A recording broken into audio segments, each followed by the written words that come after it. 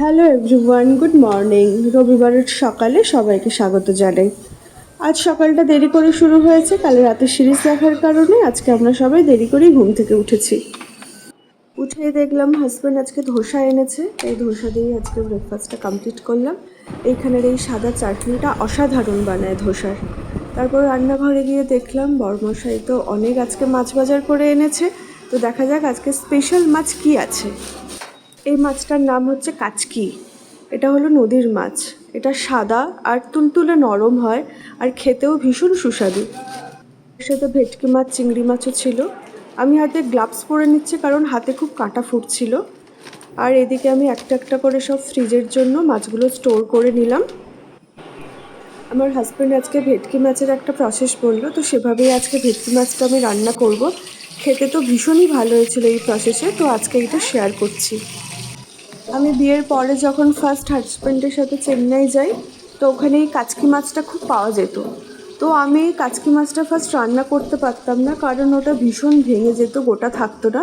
কিন্তু এখনও রান্না করতে করতে এই মাছগুলো খুব ভালোভাবেই এখন রান্না করতে আমি শিখে গেছি।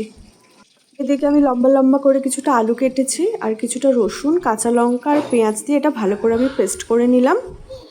এরপর ওই মাছ ভাজারই তেলে আমি কালো জিরে আর জিরের ফোড়ন দিলাম। তারপরে আমি ওই বেটে রাখা পেস্টটা ভালো করে আমি তেলের সাথে নেড়ে নিয়ে আমি আলুটা ভালো করে দিয়ে দিলাম। এই রান্নার রেসিপিটা দেখলাম ভীষণই ইজি, খুব তাড়াতাড়ি হয়ে যায়, সেরকম কোনো ঝামেলা থাকে না।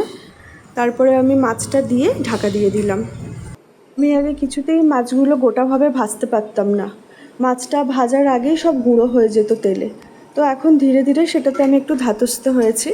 আর এদিকে আমার হাজব্যান্ড একটু আমার জন্য লেবুর শরবত বানিয়েছে, ও যেদিন বাড়িতে থাকে এই সুবিধেগুলো আমি পাই। মাছের ঝোলটা প্রায় হয়ে এসেছে, আমরা দুজনে মিলে একটু লেবুর শরবত খেলাম। এরপর বেডশিট পাতার দায়িত্বটা আমি ওকেই দিয়েছি আজকে, কারণ ও এটা ভীষণ ভালোভাবে পালন করে। আসলে আমাদের এই বেডরুমের গদিটার ওয়েট ভীষণ, আমি একা হাতে একে তুলে ম্যানেজ করতে পারি না বেড কাভার পাতার সময়, তাই আমার হাজব্যান্ড এইটা করে। আর ও ওদিকে পাচ্ছে আর এদিকে ও তুলে তুলে সব ঘেটে দিচ্ছে বেড কাভারগুলো। তো ফাইনালি এটা অনেকক্ষণ পর কমপ্লিট হলো। ভাতটা যেহেতু আগেই বসিয়ে দিয়েছিলাম, তাই করলাটা আর সেদ্ধ করা হয়নি, তাই আজকে করলাটা পাতলা পাতলা করে কেটে আমি ভাজতে দিয়ে দিলাম। করলা সেদ্ধটাই আমার বেশি প্রিয়, কিন্তু আজকে ভাজা করলাম। আমার হাজব্যান্ড আবার ভাজাটা খেতেই বেশি পছন্দ করে। তার সাথে সাথে দেখলাম আমার মহারাজের খাবারটা হয়ে গেছে, ওর খাবারটাও আমি রেডি করতে চলে এলাম। আজকে লাস্ট ডে রবিবার, আমি আজকে আরাম করে আরেকবার স্নান করে নিলাম এই উইকের সুন্দর করে, কারণ এই উইকে জানি না আর কবে ভালো করে স্নান করার সময় পাবো। স্নান করে নিয়ে আমার হাজব্যান্ড সেদিকে রেডি খাওয়ার জন্য। তো আজকে আমরা লাঞ্চ করতে গেলাম একসাথে, এরপরে আবার নেক্সট উইকে পাবো। তো লাঞ্চ করতে চলে এলাম, আস্তে আস্তে সব কিছুটা রেডি করে লাঞ্চ করলাম। আজকে এখানেই টাটা।